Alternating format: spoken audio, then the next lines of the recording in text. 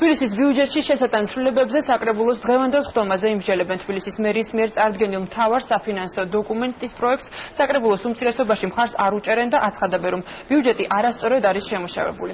უმცირესობა პენსიონერებისა და სოციალურად დაუცველთათვის უფასო მგზავრობის შემოღებას ითხოვს. საკრებულოს უმრავლესობაში აცხადებენ, რომ ბიუჯეტი სოციალურ პროექტებზე ორიენტირებულია და სოციალური დახმარების კუთხით რაიონის გამგეობებსა და მერიის სამსახურების დაფინანსება 8 მილიონით გაიზრდება.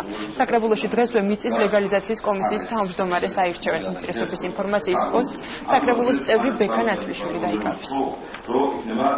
ითვალისწინებს დაფინანსების გაზრდას რაიონის დონეზე, დაფინანსების გაზრდას იმ მუხლებში, რომელიც ყველაზე უფრო პრიორიტეტულია დღესდღეობისათვის თბილისის ახალი მერისა და მისი გუნდისათვის, ეს არის სოციალური დახმარებები და ასევე ძალიან მნიშვნელოვანია ბინას მესაკუთრეთა ამხანაგობების კუთხით. მთლიანობაში სოციალური დახმარების მიმართულებით, როგორც რაიონის გამგეობების დონეზე, ასევე მერიის სამსახურის შესაბამისი სამსახურის დონეზე იზრდება 8 მილიონით.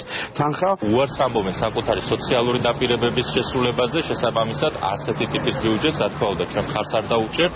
ჩვენ გვექნება წინადადებები, რომლის გაზიარების შემთხვევაში შესაძლებელია ეს ბიუჯეტი დაემსგავსოს დედაქალაქის ინტერესებისათვის შექმნილ დოკუმენტს, მაგალითად პენსიონერებისათვის და სოციალურად დაუცველებისათვის უფასო მგზავრობა, რომელსაც წლის ბოლომდე მხოლოდ 1,5 მილიონი ლარი სჭირდება ამის დაფინანსებას.